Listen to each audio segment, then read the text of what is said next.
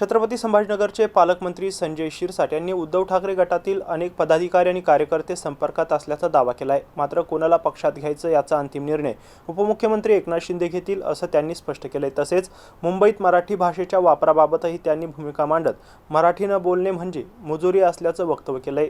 अनेकांना मराठी शिकण्यासाठी वेळ आणि सुविधा देण्यात आल्याचंही शिरसाट यांनी सांगितलंय। मुळामध्ये आम्ही कोणतंही ऑपरेशन टायगर करत नाही, आम्हाला त्याची आवश्यकताही नाही। परंतु उभाटातले काही लोक फुटणार आहे हे निश्चित झाल्यामुळे जाणून बुजून त्यांच्या संपर्कात आहोत किंवा संपर्क करतोय असं कोणतंही चित्र आमच्या समोर नाहीये आणि आम्ही त्या ऑपरेशन टायगर करतही नाही। परंतु ज्यांना यायचं असेल तर त्यांना आम्ही नाही सुद्धा म्हणणार नाही, हे त्या ठिकाणी असलेल्या लोकप्रतिनिधीला सुद्धा समजत नाही। म्हणून ते जर त्यांचा काही निर्णय घेत असेल तर त्याला त्याची जबाबदारी ही आमची नाहीये। ऑपरेशन टायगर जर करायचं असेल तर एकनाथ शिंदे साहेब कधीही ते निर्णय घेऊ शकतात, परंतु आता ही आमची मानसिकता नाहीये।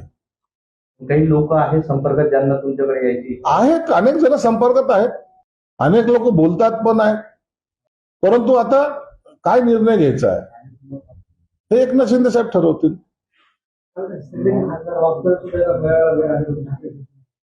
व उभाटाच्या मेळाव्याला हजर राहणे आणि त्यातून काही निष्पन्न न होणे हेच तर त्यांचे आलेलं फ्रस्ट्रेशन त्या खासदारांना आहे। म्हणून आता ते मला या काही येत्या महिन्याभरामध्ये हे सगळं एकत्र राहतील असं वाटत नाही।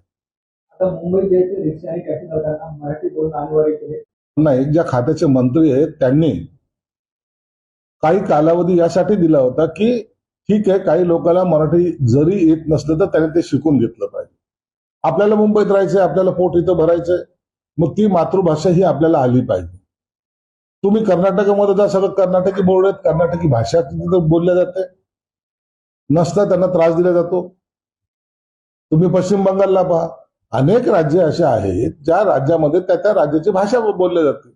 म्हणून आम्हाला मुंबईमध्ये का नाही हा प्रश्न सर्व मराठी माणसाला पडलेला आहे। पण त्यासाठी मग क्लासेस सुद्धा आम्ही चालू केलेले आहेत आणि आता जर ते एवढं करून जर ते ऐकत नसतील तर ती मुजोरी समजलं जाईल, मग त्याच्यावर कारवाई केली जाईल।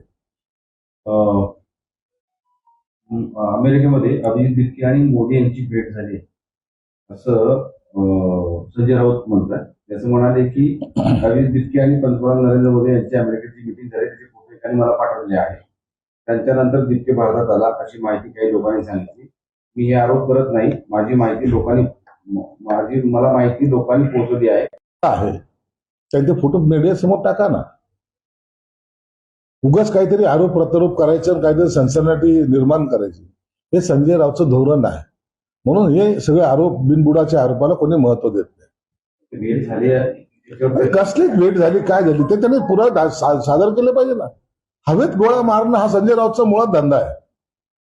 कोणतंही त्याचे आतापर्यंत केलेले जे काही विधान आहेत ते कधी सत्यात उतरलेले नाहीत। पण खोटं बोल पण रेटून बोल हा संजय राऊतचा स्वभाव आहे। आणि राजकीय बेनिफिट आपली पोळी भाजून घेण्याचा जो प्रकार म्हणतायत तो रोहित पवार करता हे सगळ्याला माहिती आहे। म्हणून त्याला आम्ही विरोध करण्याचं किंवा काय करायचं हा आमचा हेतू नाही। पोलिसांनी योग्य तो निर्णय त्या ठिकाणी घ्यावा।